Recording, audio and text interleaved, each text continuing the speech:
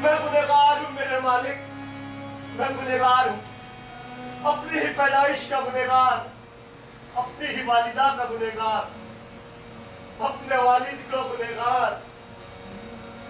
मुझे जीने का कोई हक नहीं मेरे मालिक, मुझे जीने का कोई हक नहीं, मुझे जीने का कोई हक नहीं।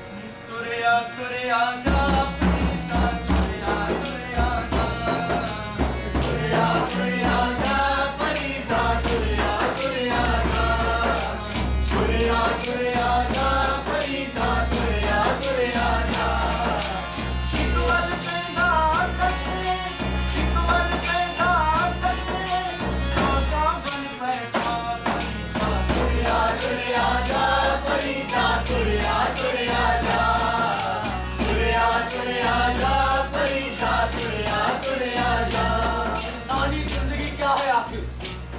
कोई ऐसा शख्स बताइए जिसकी खुशहाल जिंदगी एक ख्वाब साबित ना हो।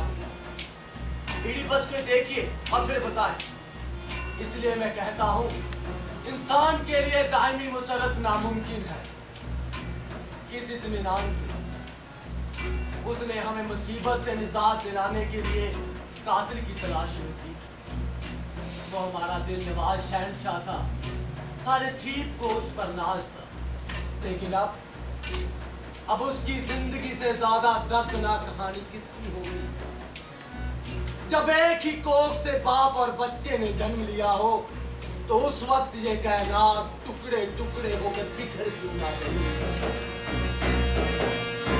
काले मेंढे कपड़े काला मेंढा दे, काले मेंढे कपड़े काला मेंढा दे।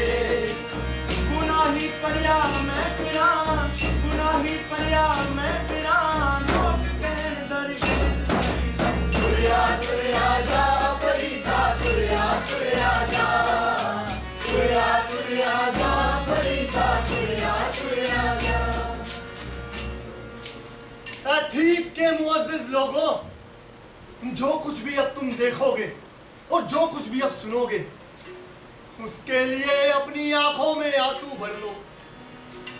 इस महल की चार दीवारी में जो खौफनाक और मकरूह काम किए गए हैं उनकी गलाजत तो ईस्टर या फोसिस के मुकद्दस पानी भी साफ नहीं कर सकते। मलिका आलिया वफात पा गई, उन्होंने अपने ही हाथों अपनी मौत को गले लगाया। वो खौफनाक मंजर, आप खुशकिस्मत हैं जो आपने उसका अंजाम नहीं देखा।